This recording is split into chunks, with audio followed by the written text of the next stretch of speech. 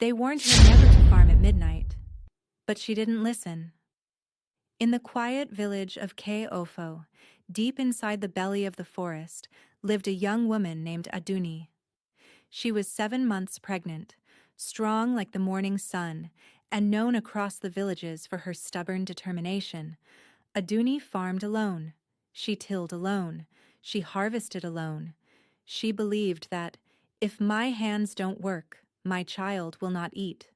But the elders of Ke-Ofo had one warning, a warning older than the Iroko trees themselves. No pregnant woman must enter the farm after midnight.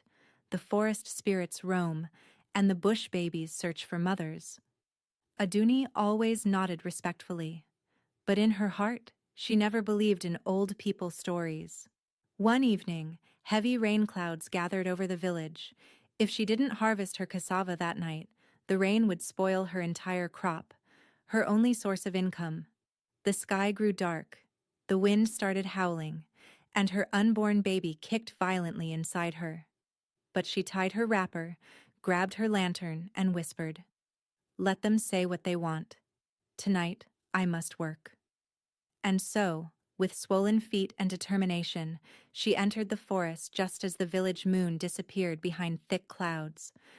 At first, everything was silent, only the sound of her hoe hitting the soil.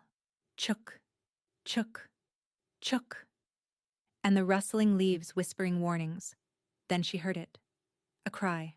Small, soft, trembling. A baby. A newborn. Crying from inside the bushes. Adùnní froze. "Ha! Which mother leaves her child here?"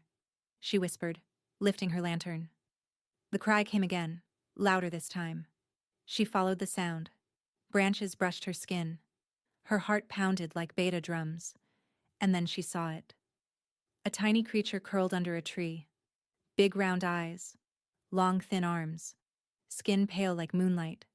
A bush baby. Its eyes glowed as it looked at her. Then, in a voice thin as smoke, it spoke. "Mama, take me home." Adùnní staggered backward. Her lantern shook. Her knees nearly buckled. "Emi ogbo." I didn't hear this. "Emi ori." I didn't see this. She tried to run, but her pregnant belly slowed her. Behind her, the creature cried louder. "Mama, don't leave me. I am cold." Its voice tugged at her heart. Her own baby kicked sharply, as if reacting to the cry. Instinct won over fear.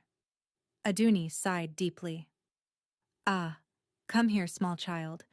Whoever abandoned you is cruel." She wrapped it gently with her cloth and settled it against her chest. Its tiny fingers clung to her like hooks. As she tried to walk home, the forest changed. The trees leaned inward. The wind stopped. Even the insects went silent. Every step felt heavier. The bush baby whispered in a soft, eerie voice, "Faster, Mama," before the others come. Fear crawled up her spine. Others? Which others? But the bush baby only giggled, a sound too old, too knowing. Suddenly, from deep in the darkness, she heard more cries. 1, 2, 3, dozens, hundreds, all crying like newborns, all coming from the forest around her. Her lantern flickered. Her breath cracked. Adùnní began to run. Branches scratched her skin. Roots caught her feet. Her wrapper tore. Her belly ached with each step, but she kept running. The cries grew louder, surrounding her. "Mama, bring him back." "She stole one of ours." "Return our brother." The voices echoed like thunder. She burst into the village covered in dirt and tears. People rushed out with torches. Babalawo Olorun Funmi pushed his way through the crowd and shouted, "Why were you in the forest at midnight? And what are you carrying?" Adùnní uncovered the cloth. The villagers gasped. It was no human child. Its eyes were glowing. Its teeth were sharp like needles. Its ears twitched unnaturally. The Babalawo stepped back in fear. "This is Omo Ajan, a bush spirit seeking a mother. The forest will not rest until you return it." At that exact moment, the creature climbed higher onto Adùnní's chest and hissed, "She is my mother now. The Babalawo ordered, "Do not look it in the eyes, do not speak to it, just follow me." The villagers formed a circle with their torches as they walked back toward the forest edge.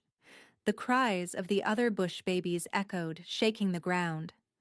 At the border between village and forest, the Babalawo drew a circle with white chalk. "Place it inside." Adùnní hesitated.